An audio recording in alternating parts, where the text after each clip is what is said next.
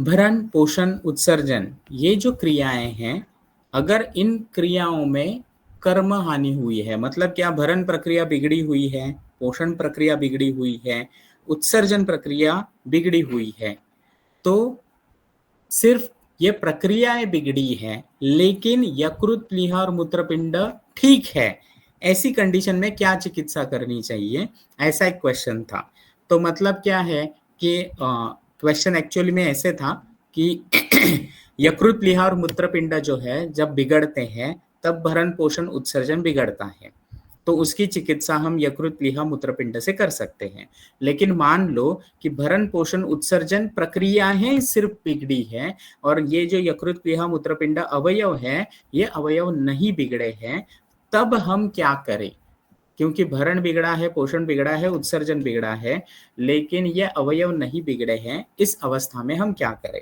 तो सबसे पहले हमें ये समझना पड़ेगा कि ये अवयव और ये प्रक्रिया, ये दोनों अलग अलग चीजें नहीं हैं। यकृत का काम ही भरण करना है। अगर भरण बिगड़ा है, मतलब ही यकृत बिगड़ा है। अगर यकृत बिगड़ा है, मतलब ही भरण की प्रक्रिया बिगड़ी होगी। तो ये जो दो चीजें हैं, ये दो चीजें एक दूसरे के साथ जुड़ी हुई हैं।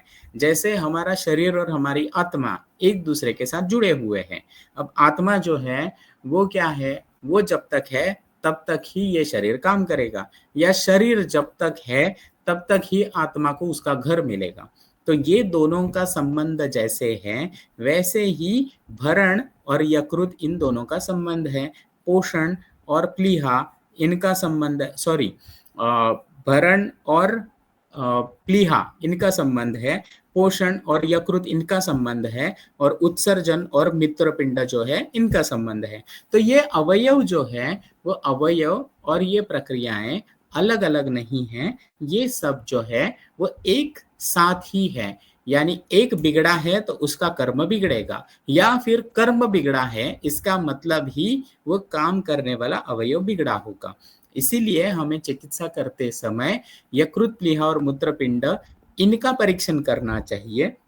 इनका परीक्षण करना ये हम स्पर्शन परीक्षण से कर सकते हैं, नाद परीक्षण से कर सकते हैं।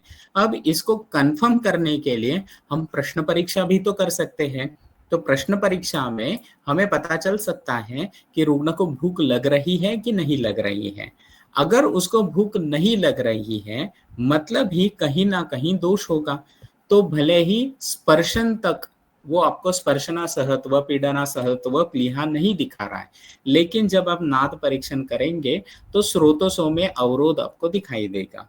जब ये स्रोतोसों में अवरोध दिखाई देगा, तब हमें समझना है कि भरण की प्रक्रिया जो है वो ठीक तरह से नहीं हो रही है। तो उस समय वो स्रोतोरोध को ठीक करना हमारा काम होना चाहिए। जैसे ही वो स्रोतोरोध ठीक हो जाएगा, तो उसके बाद अपने आप भरण प्रक्रिया जो है वह प्राकृत तरीके से होना शुरू हो जाएगी। वैसे ही मूत्रपिंड जो है, वो मूत्रपिंड में पीड़न करने के बाद अगर वहां पर नाभि के सराउंडिंग में पेन हो रहा है, मतलब ही मूत्रपिंड के ऊपर स्ट्रेस आ रहा है। वो भले ही मूत्र मार्ग से जो मूत्र निकल रहा है उसमें उसको कोई तकलीफ नहीं है, मतलब ना उसको मूत्र प्रवृत्ति करते समय कोई पेन हो रहा है, ना फिर उसके मूत्र में कोई जो वर्ण है उसमें कोई हानि हुई है या कुछ दोष है, ऐसा कुछ नहीं हुआ है। लेकिन फिर भी अगर मूत्रपिंड के ऊपर प्रेस करने के बाद वहां पर पीड़ना सहत्व, स्पर्शना सहत्व है, इसका मतलब ही मूत्रपिंड जो है वो स्ट्रेसफुल कंडीशन में काम कर रहे हैं। यानी जो बाहर निकलने वाला प्राकृत मूत्र है, वो मूत्र को प्राकृतता से बाहर लाने के लिए वो मूत्रपिंड को नॉर्मल से ज्यादा काम करना पड़ रहा है, और ये नॉर्मल से ज्यादा काम करने के कारण ही उसके ऊपर स्ट्रेस आ रहा है।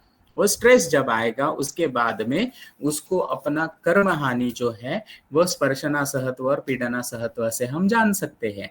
इसीलिए मूत्र भले ही प्राकृत है, लेकिन फिर मूत्रपिंड बिगड़ा है, मतलब उत्सर्जन की प्रोसेस जो है वो बिगड़ी हुई है, ये हम जान सकते हैं।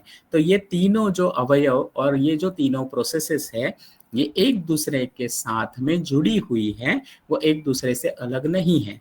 इसीलिए एक बिगड़ा तो उसकी कर्म जो है उसमें भी हानि दिखेगी ही, और उसी के हिसाब से अगर हम द्रव्यों का यूज करेंगे तो हम बहुत अच्छी तरह से चिकित्सा कर सकते हैं।